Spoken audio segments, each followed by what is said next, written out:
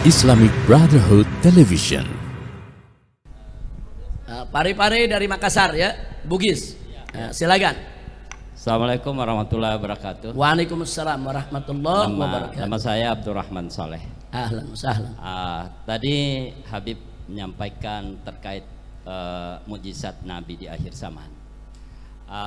Yang sering menjadi masalah Habib, yaitu ketika kita menyampaikan semua itu, lalu mereka selalu memperhadapkan bahwa ada konsep Islam wasatiyah, Islam pertengahan, yang tidak boleh radikal, yang tidak boleh vokal dan semacamnya. Itu yang pertama.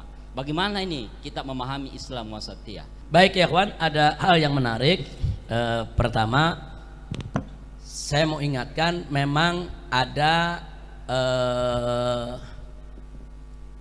terminologi word, ada harbul istilah atau harbul mustolahat. Kita ini saat ini sedang perang istilah. Jadi kalau Anda lihat di medsos, kalau yang Islam disebut kadrun, yang nyerang Islam disebut cebong. Itu lagi perang istilah. Tapi sebetulnya perang istilah tidak hanya sampai di situ. Kalau itu cuman ojok-ojokan aja istilahnya ya kawan. Ada perang istilah yang serius seperti yang tadi dikatakan. Saudara, sekarang ini ada perang istilah. Kalau orang bicara Islam, saudara bicara apa adanya tentang syariat Islam disebut radikalisme, ekstremisme, dan seterusnya dan seterusnya.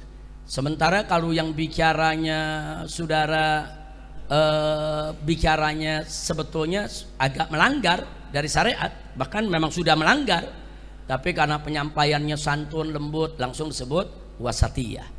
Nah, sebetulnya yang wasatiyah itu ahlus sunnah wal jamaah. Sejak ahlus sunnah wal jamaah ini ada dari 15 abad yang lalu, ahlus sunnah itu sudah ahlul insaf, ahlus sunnah itu sudah ahlul i'tidal, ahlus sunnah itu sudah ahlul tawassut, ahlus sunnah itu sudah ahlul tawazun, ahlus sunnah itu sudah ahlul tasamuh. Sejarah membuktikan. Lalu kenapa justru sekarang ahlus sunnahnya yang disebut radikal, yang disebut intoleran, yang disebut ekstrem, justru istilah-istilah tadi direbut oleh mereka. Nah, jadi sebetulnya yang wasatiyah itu ya ahlus sunnah selama ini.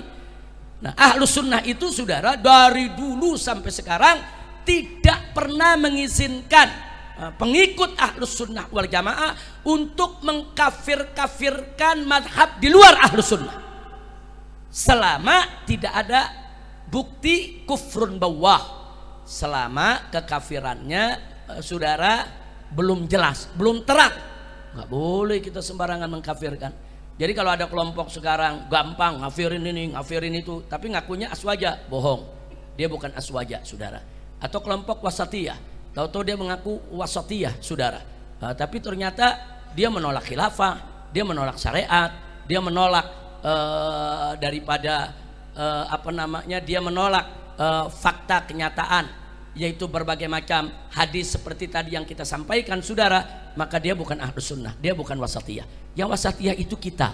Nah, kenapa istilah ini mesti kita relakan kepada mereka? Sebab mereka ini banyak menguasai medsos, mereka menguasai dunia medsos di mana-mana, sehingga mereka menciptakan istilah-istilah yang kelihatannya bagus buat mereka, istilah-istilah yang jelek buat kita saudara. Na'udzubillah min dalik. Dan ini terjadi di semua sektor, bukan di bidang agama aja Ustaz. Contoh saudara, sekarang ini orang-orang yang maling kayu di hutan saudara, itu disebutnya apa saudara? Illegal logging. Illegal logging. Orang kampung nggak ngerti apa illegal logging saudara. Dia tampil di TV pakai dasi, pakai tas ekolak, pakai mobil, senyum, bangga disebut illegal logging. Sebetulnya illegal logging itu maling kayu. Coba kalau di TV ditulis maling kayu, malu gak? Malu gak? Itu dia saudara. Kenapa nggak ditulis maling kayu aja? Sekarang pelacur saudara disebut pekerja seks komersil. Jadi dia sudah dianggap pekerjaan. Ini bahaya. Sebab kalau kita terima pelacur itu disebut PSK, disebut pekerja seks komersil, maka nanti mereka secara sah bisa masuk ke undang-undang ketenaga kerjaan.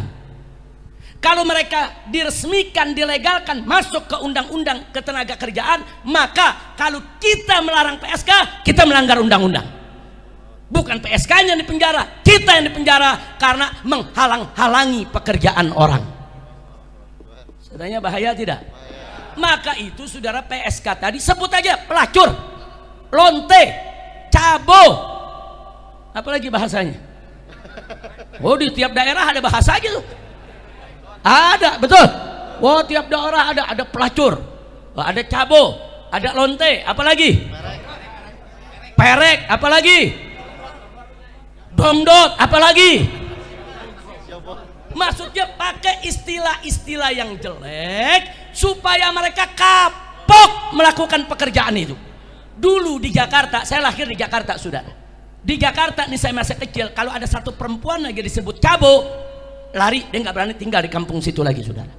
Karena semua mata satu kampung melihat dia dengan hina. Itu namanya taubih kalau dalam syariat. Itu akhir taubih, kita sengaja memposisikan dia di posisi yang jelek supaya nggak dicontoh sama masyarakat. Dirubah jadi kupu-kupu malam. Ini dia, saudara. Ada lagi yang nyebut bidadari kegelapan. Kurang ajar. Makanya mulai sekarang saya mau ajak, kalau ada pelacur jangan disebut PSK, pakai aja bahasa di tempat kita, saudara. Apa namanya? Hostess, pelacur. Sebut aja, sebut nama yang paling jelek, saudara. Jelek. Supaya satu kampung gak berani melakukan pekerjaan itu. Setuju? Sebab kalau disebut PSK bahaya, pekerja seks komersil. Saudara, kalau disebut pekerja, apalagi sampai ditulis di KTP, saudara, PSK, pekerja seks komersil, berarti sudah resmi itu sebagai pekerjaan. Dan kalau resmi sebagai pekerjaan harus dilindungi oleh undang-undang tenaga kerja, saudara. Kalau dilindungi oleh undang-undang tenaga kerja, maka kiai mana saja yang mengharamkan pelacuran maka akan dituntut di penjara karena dianggap menghalang-halangi orang mencari kerja. Hati-hati, saudara. Nah, ini makanya tadi saya sebut ini perang istilah, Ustaz. Banyak sekali contoh-contoh perang istilah. Maka itu kita harus terus, jangan berhenti menyuarakan syariat, khilafah, wasatiyah. Untuk jangan wasatiyah jangan diberikan ke kelompok seberang, jangan. Kita yang wasatiyah, kita yang iktidal, kita yang insaf, kita yang ahlus sunnah wal jamaah, kita yang tawazun, kita yang tasamuh. Insya Allah. Kira-kira jelas tidak? Baik, saya rasa cukup. Saudara, masih ada sebetulnya pertanyaan yang belum saya jawab, tapi waktu sudah masuk. Kita akan melaksanakan sholat Jumat, dan setelah